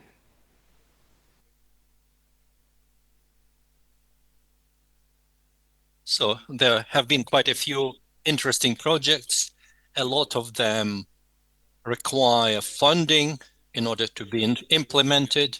The fact that the Roma organizations themselves suggest and offer, so there are quite a few projects, and it means that people are creative. So we know that Roma people are very creative people, and they can generate themselves projects and they can also implement them. But we need some international support from public authorities at the local and national level. So on our part, our service is not very big and very few people who are dealing with the Roma issues, but we try to do what we can.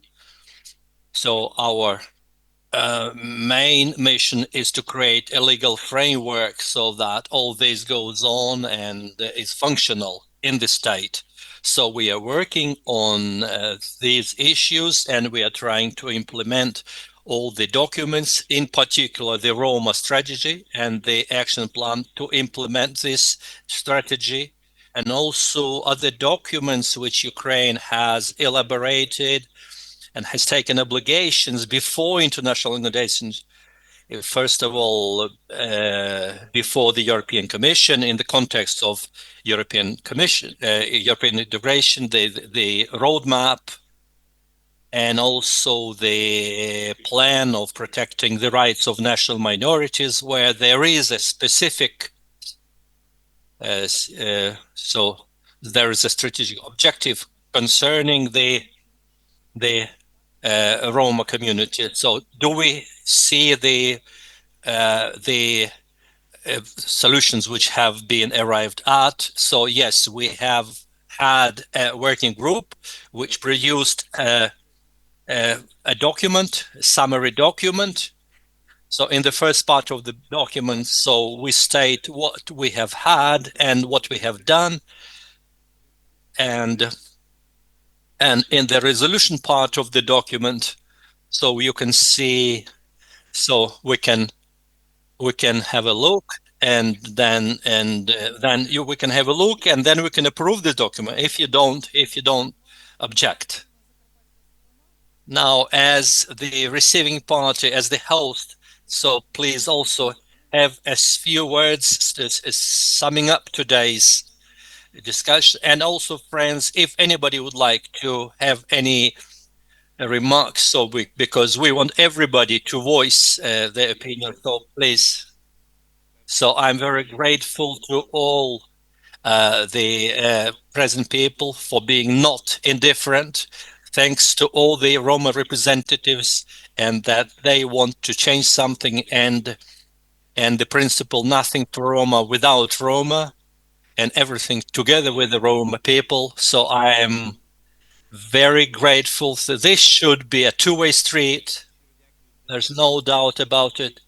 And I also would like to thank the State Service for Ethnopolitics for the opportunity to hold such a forum, because I have to recognize this is the State Service idea to have this forum. But I think that during the first meeting, of course, we could not talk about everything, to raise all the issues. But I think if we speak about specific things, we'll try to go step by step. So we'll achieve something, not to try to solve everything at once.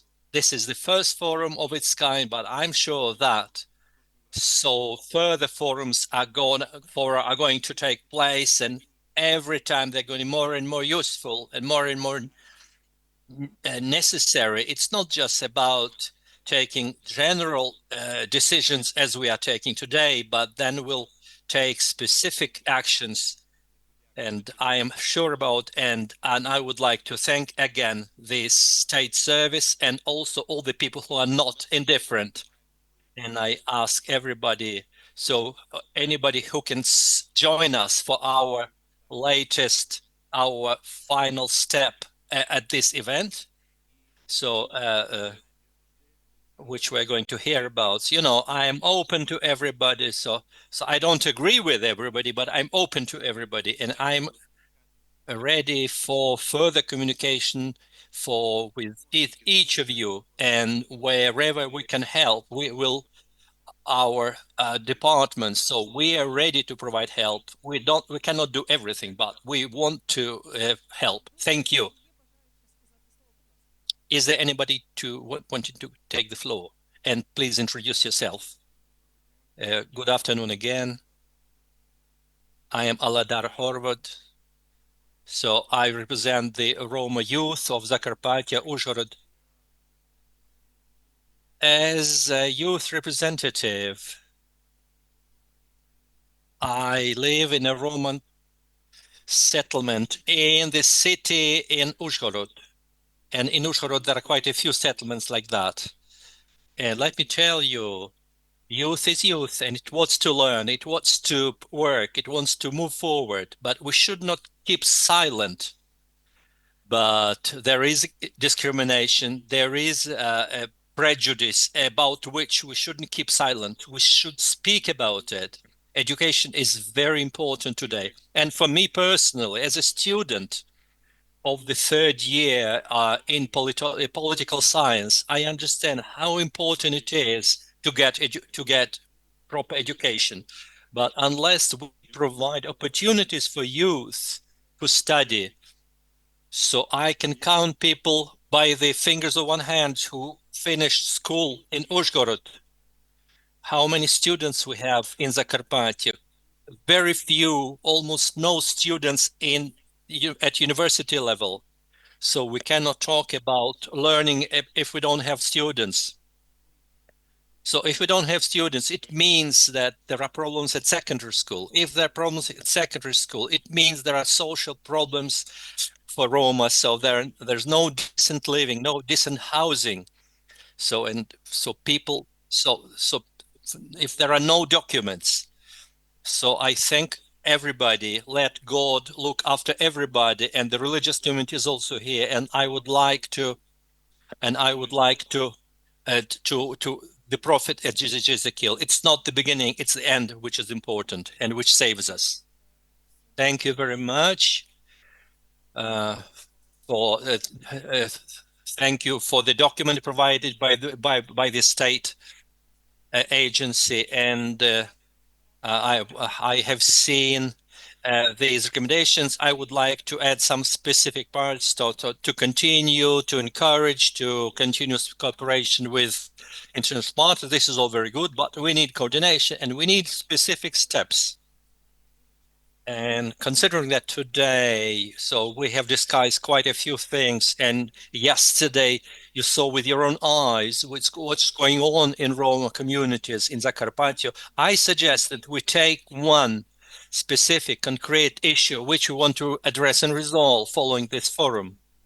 Because whatever is about waste disposal, and addressing the waste problem in the settlements, so about people living in houses infested with rats because waste is not taken away, and it affects their health, reproductive health, child's health, infectious diseases which they suffer from. We need at least one step so that the people whom you visited yesterday understand that that visit doesn't remain as it often comes, that when people just come, look at the conditions and everything remains the same. They have a look, take some photos and go away. So we are quite a few of us. There are some people who make decisions, who influence decisions. Let's put in this document. So one specific issue in the communities where this issue is present. So we're going to address and resolve it. And secondly, I would like to also to specify a date approximately for the next forum, which is going to take place, and maybe some subjects which we are going to address. Because, for example, a lot of people working in the Roma organizations to implement the Roma strategy at the regional level. All the issues, including waste disposal, so they are part of the strategy. Maybe we should also have a separate meeting and discuss specifically how we work locally and how we are going to implement the Roma strategy at the local level. Though these proposals, if you accept these proposals, if we can reflect this in this document and promise some specific steps. Thank you. Friends, anybody else wanting to take the floor?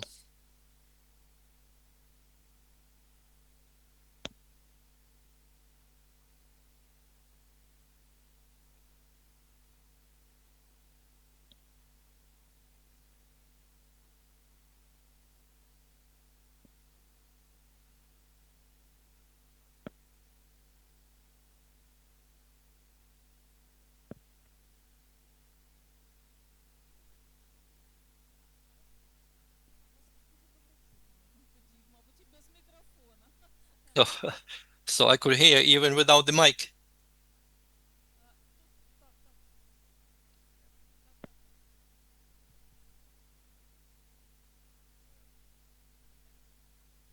Good afternoon. Let me introduce I'm Roman Pihunets, a project manager in the NIC organization.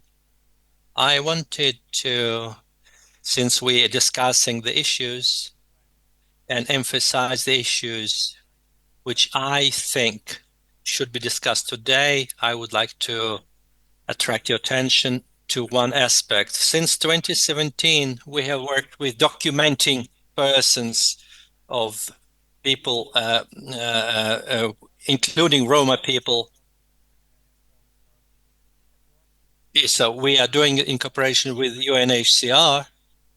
And from 22, we also work with UNICEF, Children's Fund, which also includes the social, educational, and youth component, hygiene component, and also medical component. So what I want to say, so if we look into the issues which we have heard today and which we have seen throughout the years, and which results in a pretty difficult situation of Roma people in their settlements. So I would say there are three directions or three fields which are interconnected, but which are the most important ones. First, it's education, the issue of education. Secondly, it's social protection. And thirdly, it's documentation. Why I think that these three issues are interrelated and important, and all the other problems stem from these problems.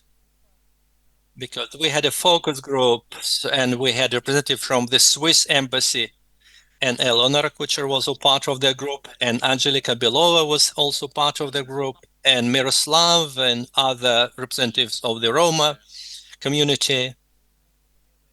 When we talked about these issues, so we learned that all the Roma leaders received at some point a grant to get higher education from the Renaissance Foundation.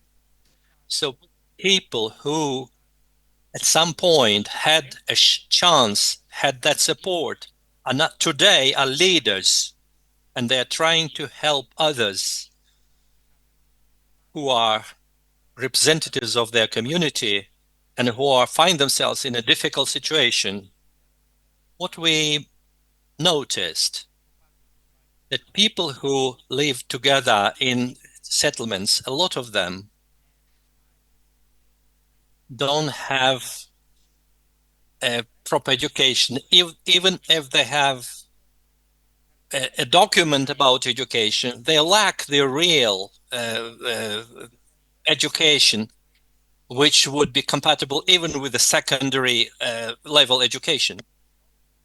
And also, so they don't have understanding of the importance of education because they didn't get them themselves, and they don't convey this importance meaning to their children. Also, big families, early marriages, it means that all the children have to look after smaller children. Women cannot get education because they have to look after children. They don't have any other support. Also documenting why I said it's important here, because a lot of issues can be resolved through social support, but when there are difficult cases without receiving legal aid, so you cannot resolve this, because sometimes there are very complicated, very confusing cases which require genetic and issues to be explored. So I see here there are public authorities, international organization here, local government. So your proposal is to document. So my proposal is to focus on three issues: education, social protection, documenting, to lay emphasis on these three issues, because if we talk about project solutions, so the projects as we see them now throughout the years, So the project should be directed towards implementing these issues. Now we have Roman Moldovchuk, so the director of strategic communication and ethnopolitics of the Zakarpattia regional organization. So we are now finalizing our meeting. So we are collecting. So Roman, so you were on time to come back. Again, I am glad to see everybody here. So it's a difficult day. It's not the first day, it's the second day. And maybe everybody is thinking about their problems.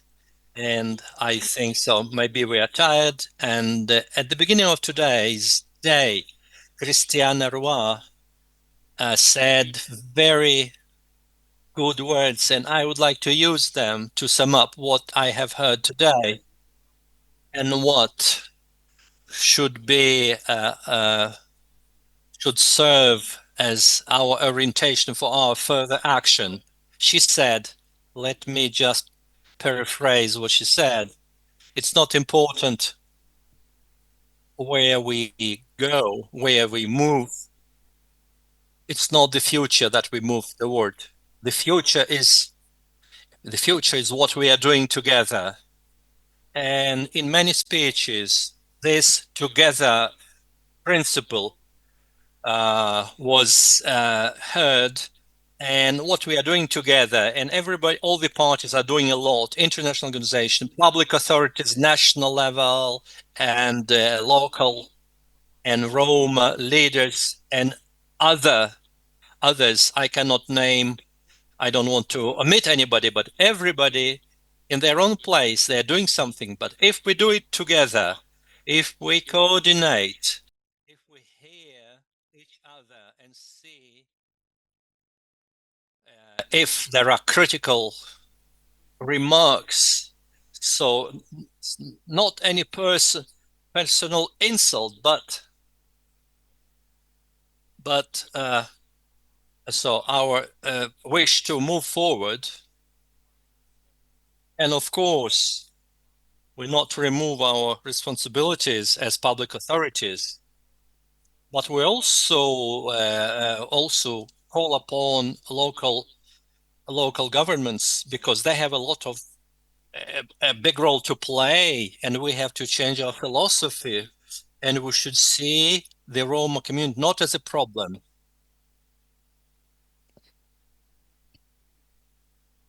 not as a kind of gap or abyss, but we should see them as a resource and as an opportunity. Because in the country where we have a lack of labor, and after the war, so we have to have a recovery. So each person should be regarded as a very dear asset.